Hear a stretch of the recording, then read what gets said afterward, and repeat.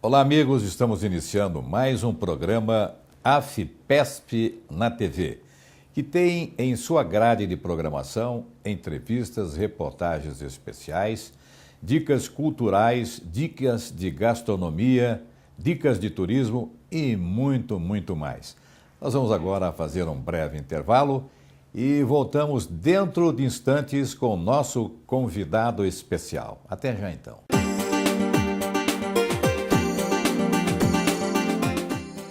Olá! Você vai acompanhar uma entrevista exclusiva do presidente da AFPESP, Antônio Carlos Duarte Moreira, com o governador do estado de São Paulo, Márcio França. É importante registrar que essa conversa fez parte da agenda oficial do governador e foi aceita em maio, quando Márcio França esteve na abertura de um evento das FATECs e ETECs na unidade de lazer AFPESP Guarujá. Márcio Luiz França Gomes é natural de Santos, formado em Direito, com pós-graduação em Direito Administrativo e Constitucional. Foi oficial de Justiça na cidade de São Vicente até o ano de 1992. Na vida pública, ocupou cargos de vereador, prefeito, deputado federal e secretário do Turismo do Estado e vice-governador do Estado.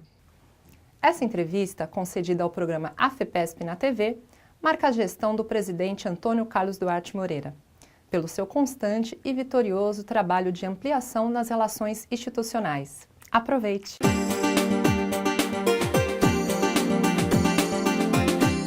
Estamos no gabinete do senhor governador, mas estamos no gabinete do presidente da Associação dos Funcionários Públicos do Estado de São Paulo, que recebe com muita honra o nosso governador do Estado de São Paulo, Márcio França. Prazer falar com vocês, claro, com você em especial, Duarte. É uma honra poder estar aqui, né? Eu que fui associado tantos anos, voltar aqui rever a colônia de Campo do Jordão, quando eu fui muitas vezes com a minha mulher, com a Lúcia, no tempo do meu serviço público lá no Fórum de São Vicente. Que bom. Sabemos, governador Márcio França, que a economia estava com problemas. E a arrecadação superou esses problemas. As metas fiscais foram cumpridas ou estão sendo cumpridas. Pergunto a Vossa Excelência, nesse período de crise que estamos vivenciando, foram editadas portarias, decretos, o governo fez restrições, barrou os concursos públicos. Isso poderá ser revisto agora com essa melhoria da economia? Claro, nós temos que voltar a acreditar no Brasil, né? O Brasil já começou uma leve recuperação. Como você sabe, vocês assistiram naquela época dos caminhoneiros, não haverá nenhuma mudança no Brasil se não acontecer primeiro em São Paulo. É o exemplo de São Paulo que incentiva os outros estados. E as coisas boas de São Paulo é que refletem para o Brasil. Eu já autorizei vários concursos, já autorizei várias chamadas de servidores, policiais, professores, enfim. Autorizei chamada na área da saúde, reabrimos o Dante Pazanese na UTI infantil, de cardiopatia infantil.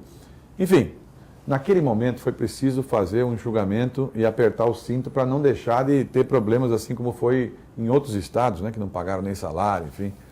Mas agora está na hora de voltarmos a crescer. São Paulo precisa voltar a acreditar que é possível vencer essa etapa, né? E, como eu disse, o primeiro lugar que vai acontecer isso é certamente no estado de São Paulo, no governo de São Paulo.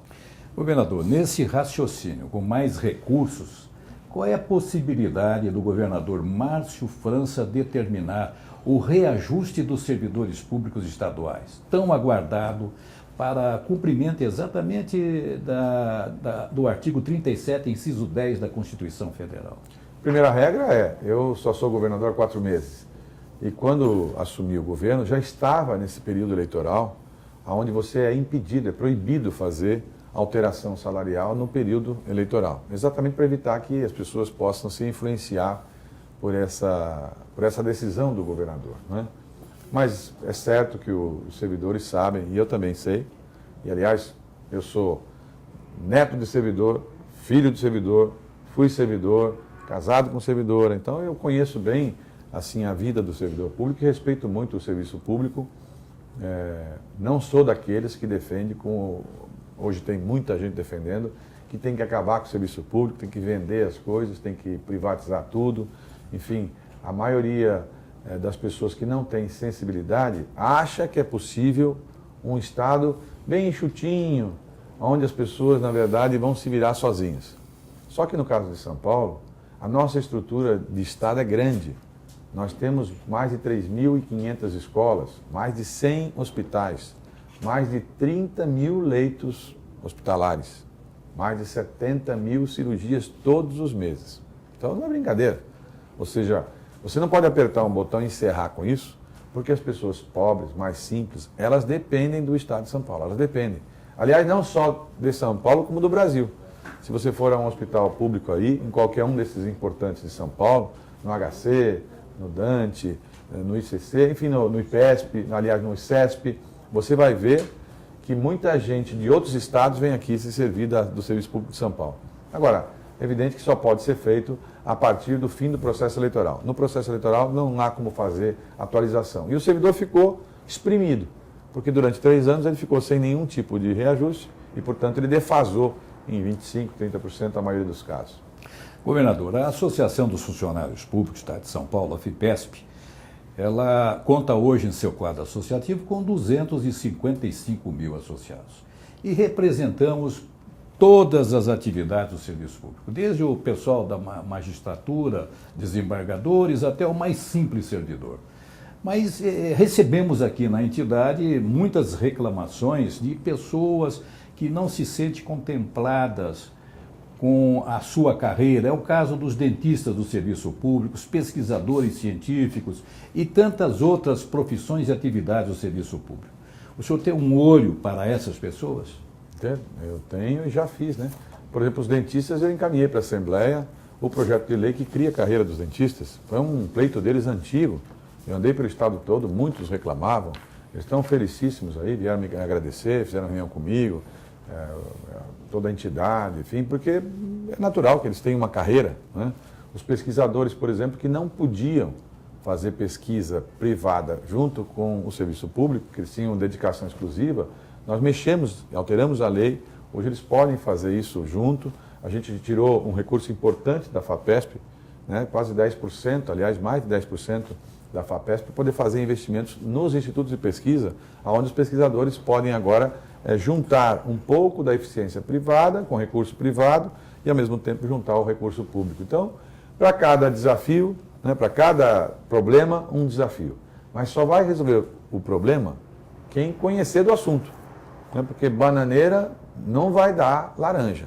Bananeira dá banana. Ou seja, se imaginar que alguém que não tem noção do serviço público pode dar a solução, não vai dar a solução.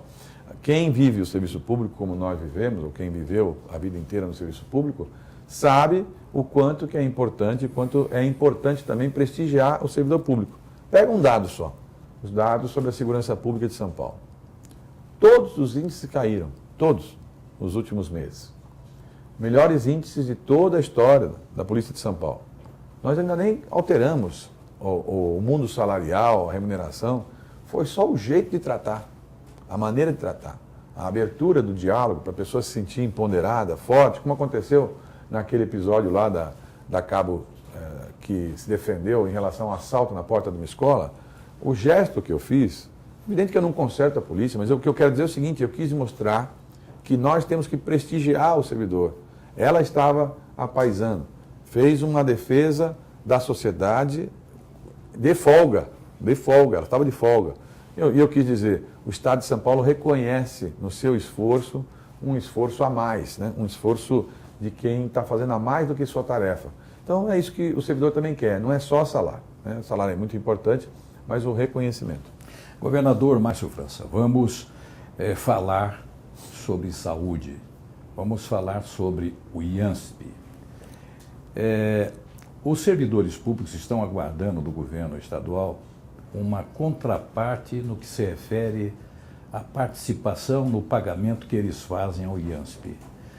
Esta associação, ela se orgulha de ser uma iniciadora do Hospital do Servidor do IANSP, lá atrás, 60 anos passados. E nós temos um anteprojeto que foi enviado ao Palácio do Governo em que nós reivindicamos uma autarquia especial para o IANSP. O senhor, qual é a ideia que o senhor tem sobre esse problema? Só para esclarecer, né? O presidente está falando, enviou para o governo. Claro que não foi para mim, porque ele enviou já há muitos anos. Esse assunto está há 2 anos no governo. Está há 2 anos para lá, para cá, para lá, para cá. Tal. Nós estamos enviando para a Assembleia um projeto que cria a autarquia especial, né, já com acordo com os servidores do próprio IANSP, porque há muitas das normas ali contidas estavam desatualizadas e precisaram ser atualizadas. Nós vamos enviar para a Assembleia. Eu sou favorável à criação da autarquia. Sou favorável. E a cota parte de 2%? O governo tem condições de honrá-la? Ela vai ter que ser feita gradualmente. Né? Ela vai ter que ser feita gradualmente. E a outra parte importante é que a gente faça com que as pessoas que são os servidores possam gerenciar junto. Porque ali não tem milagre. A conta é simples. Se você recolhe de um lado e põe mais gente para poder tomar conta da saúde das pessoas privadas, a conta não vai fechar. Né? Como tudo. Nós estamos hoje em São Paulo, estava dizendo, com 530 mil servidores da Ativa. Né? E temos 503 mil inativos e pensionistas. Veja, se não for feito alguma coisa, já esse sistema vai colapsar. Né? É evidente. Nós temos que encontrar mecanismo de não colapsar. Né? Eu coloco agora à disposição a TV AFIPESP para que o senhor coloque aí o seu ponto de vista, o seu plano de administração, para que o senhor diga de forma assim espontânea. Bom, presidente, eu estou muito honrado de ter feito uma longa carreira com mais de 30 anos de serviço público, né? Como eu disse, a minha família tem vocação no serviço público, né? Porque isso precisa ter vocação. Então, tenho convivência com o serviço público. Já passei pelo Judiciário, já passei pelo Legislativo e hoje estou no Executivo. Então, já pertenci também a todos os poderes, né? E tenho muito orgulho dessa minha trajetória e da maneira como eu conduzi. Me preparei para exercer essa função. Eu não faço as coisas pela metade. Eu não largo nada no caminho. Tudo que eu falo, os meus compromissos, a minha palavra, sempre foram cumpridas. Eu fui reeleito prefeito de uma cidade difícil, com muitas dificuldades, São Vicente, no litoral de São Paulo, uma grande cidade, com mais de 350 mil habitantes. Eu fui reeleito com 93% dos votos. Então, tenho uma experiência, né, exercida e talhada na vocação da política, de disputar voto, de fazer a minha parte. E acho, com certeza, que São Paulo pode conduzir o Brasil para melhores momentos. São Paulo não vai ser conduzido. Se nós acertarmos o nosso relógio com o ponteiro do Brasil, nós vamos atrasar nosso tempo. Entendeu? Tem que ser o tempo de São Paulo. Tem que ser o tempo de São Paulo. Como foi? Foi assim na independência, foi assim na República, foi assim em grandes batalhas do Brasil. Se a gente esperar que o Brasil conserte para poder ajustar o tempo de São Paulo, nós vamos ficar sentados esperando. Melhor a gente ajustar o nosso aqui e tentar, né, fazer com que o servidor público, que é o que eu tenho tentado fazer, que ele se sinta prestigiado, que ele possa ter diálogo, que o governo ouça o que ele está falando. Tem muitas coisas que são simples, uma só medida. Eu pedi à Procuradoria do Estado que não fizesse mais recurso judicial daqueles assuntos cujo resultado o Supremo já se manifestou várias vezes. Não tem sentido a Procuradoria ficar recorrendo para atrapalhar a vida das pessoas. No caso da sexta parte. Ou, por exemplo, os precatórios. Precatórios, não sei se você sabe, presidente, São Paulo tem 20,5 bilhões de precatórios ao longo da sua existência. Nós estamos conseguindo agora, com a emenda constitucional que permitiu, e mais o Tribunal de Justiça, enfim, ter acesso aos fundos privados e vamos levantar, né, mais de 8 bilhões de reais para fazer pagamentos. Significa dizer que como metade do valor é pago na ordem cronológica e a outra metade é paga por leilão, nós vamos pagar mais de 50% de todos os precatórios do Estado de São Paulo. Isso é em 5 meses, 6, que eu estou por lá, né? Surpreendente. Agora, é que é preciso ter coragem para decidir. E é preciso saber e ter confiança na decisão que você está tomando. Porque hoje em dia, quando você vai fazer as coisas públicas, você assina por um CNPJ, mas se responsabiliza pelo seu CPF. Então não é todo mundo que sabe fazer e que tem a coragem de decidir. Bem, a Associação dos Funcionários Públicos do Estado de São Paulo agradece penhoradamente ao governador Márcio França por sua visita à AFIPESP, que veio nos trazer muita alegria e muita esperança. Muito obrigado. Muito obrigado, governador. Continuem com a nossa grade de programação de AFIPESP na TV. Olá! Hoje vamos apresentar uma reportagem sobre um debate da reforma tributária, promovido pela Associação Nacional dos Auditores Fiscais de Tributos dos Municípios e Distrito Federal, ANAFISCO, realizado no dia 27 de agosto na cidade de São Paulo. Quando falamos de reforma tributária, o tema pode parecer longe da realidade de cada cidadão, mas não é verdade. Os nomes dos impostos nem sempre são conhecidos pela maioria dos brasileiros. Provavelmente o mais famoso é o IPVA, Imposto Anual que os proprietários de veículos automotores precisam pagar. Outro imposto muito conhecido é o IR, Imposto de Renda, que é descontado direto no holerite dos trabalhadores regidos pela CLT. A reforma tributária é um tema que pode mudar a vida de cada um de nós. Existem impostos diretos e outros indiretos, isto é, o cidadão de menor ou maior poder aquisitivo paga diversos impostos que são embutidos no preço final do produto. Por exemplo, nesta conta de energia elétrica, que tem o valor total pago pelo consumidor de R$ 180,84, dos quais R$ 48,85 são de impostos. Somente na conta de energia elétrica, o consumidor paga ICMS, PIS/PASEP, CONFINS e COSIP. Desta mesma forma, outros produtos como arroz, feijão, açúcar, batata, leite, todo brasileiro que compra, no preço final, paga os impostos que são de obrigação do fabricante ou do fornecedor. Essa é a chamada de cadeia indireta. Por isso, a discussão da reforma tributária precisa ganhar espaço de debate na sociedade e foi essa a intenção deste encontro. Confira a entrevista que nossa equipe fez com os organizadores.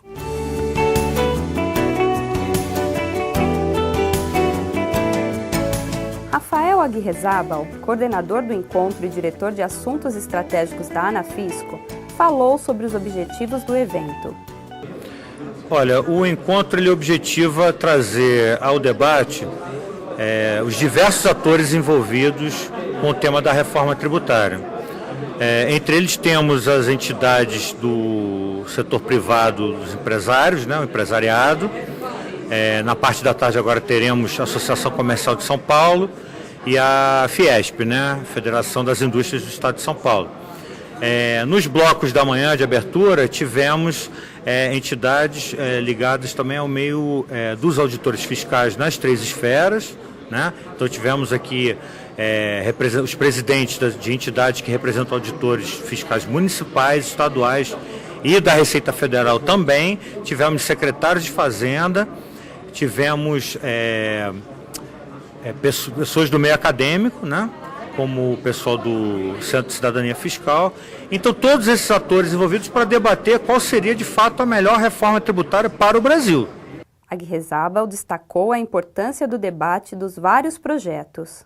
Então, esse é um dos temas que nós estamos trazendo à lume, Porque existem vários projetos de reforma.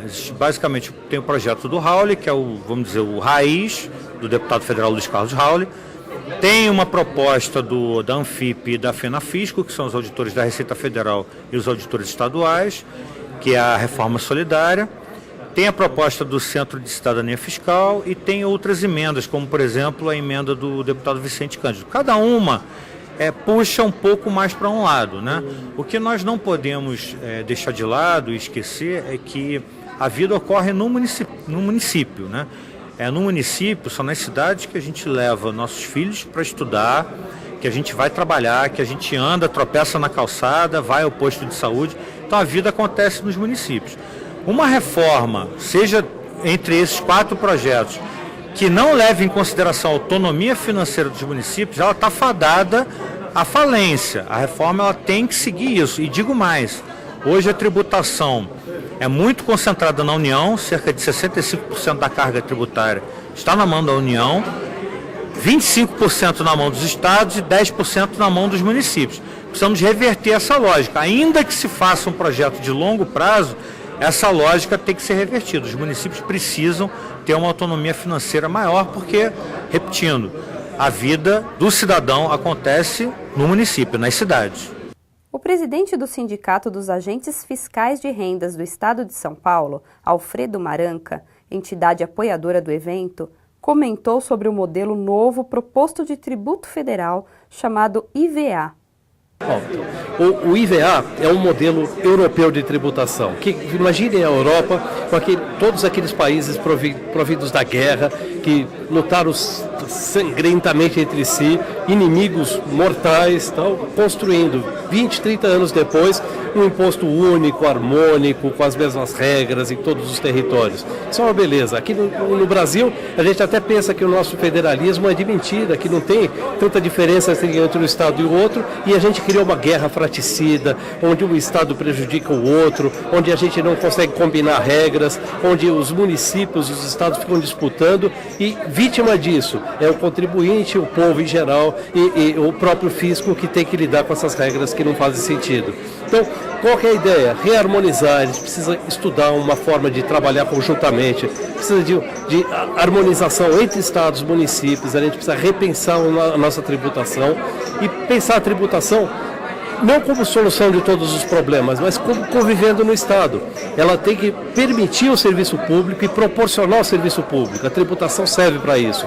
A tributação tem que proporcionar uma boa fiscalização nas áreas essenciais também, uma boa fiscalização trabalhista, boa fiscalização da ANP em combustíveis, da ANS na saúde.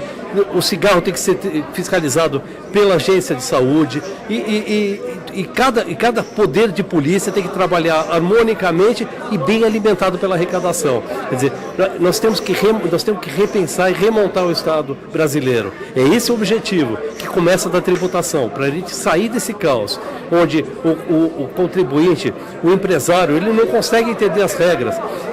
Se ele for vender para cada município é uma regra diferente. Se for vender para um Estado, ele não sabe onde encontrar alíquota. A gente precisa harmonizar todas essas coisas. Isso envolve muito trabalho. E não se faz isso sem uma fazenda forte, sem você conceder às carreiras fiscais uma unificação, um ambiente de trabalho onde ele pode fazer essa harmonização necessária. É isso que nós estamos tentando aqui trabalhar para criar conjuntamente.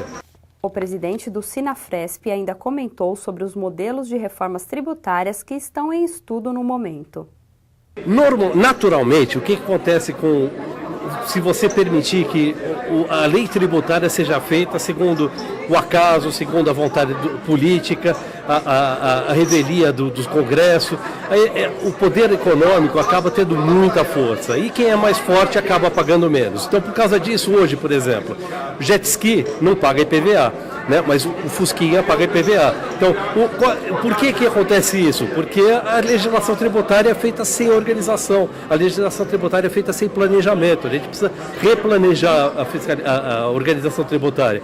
Se você dá um benefício, por exemplo, dá um benefício para a carne, né? Fala, que bom, o povo precisa de uma carne mais barata. Só que o benefício não é para carne mais barata, o benefício é para a empresa que faz o corte do gado, que absolutamente não tem a menor intenção de abaixar o preço da carne. Então, tudo isso é política tributária, ele precisa ser estudado e precisa ser feito de maneira orquestrada, junto com o governo, precisa ser analisado tecnicamente e precisa ser alterado o tempo todo. Então, esse gerenciamento da política tributária, ele só é possível em um imposto harmônico. Num imposto caótico como esse, você mal consegue sobreviver como Estado.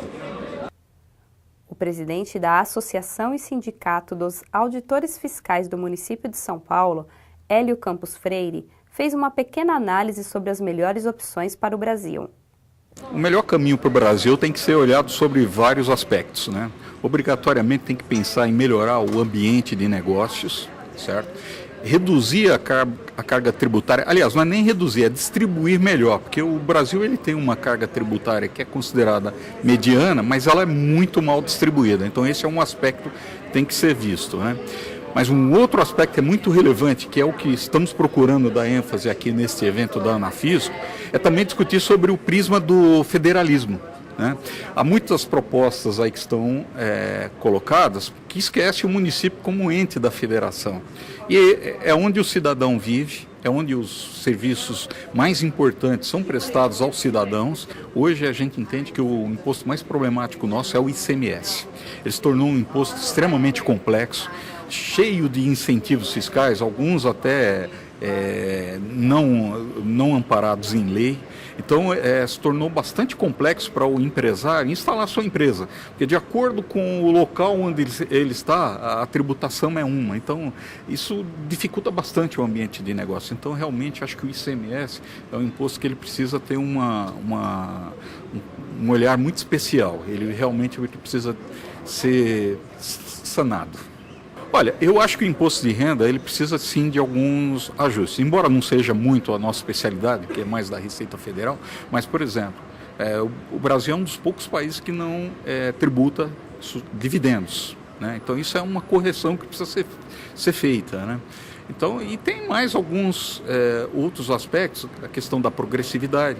Então, ao longo do tempo, como a tabela de abatimentos não foi corrigida, hoje tem muita gente que deveria estar como isento e estavam pagando imposto de renda. Então, isso torna o sistema regressivo e não progressivo como deveria ser.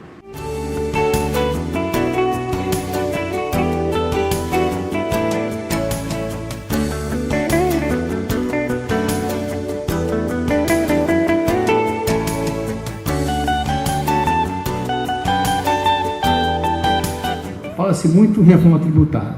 Queremos reforma tributária. A reforma tributária é uma expressão muito vaga, né? Embaixo dela cabe tudo, né?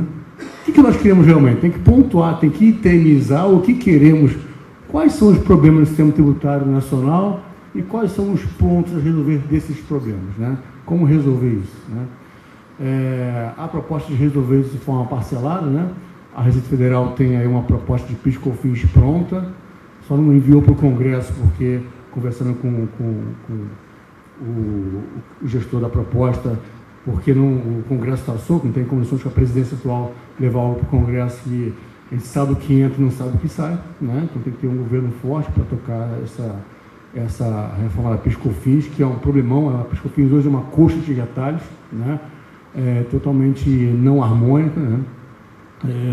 Com sistemas cumulativos e não cumulativos, e benefícios mil. Então, esse é um grande problema do sistema tributário. O outro grande problema do sistema tributário é o ICMS, já foi colocado aqui, né?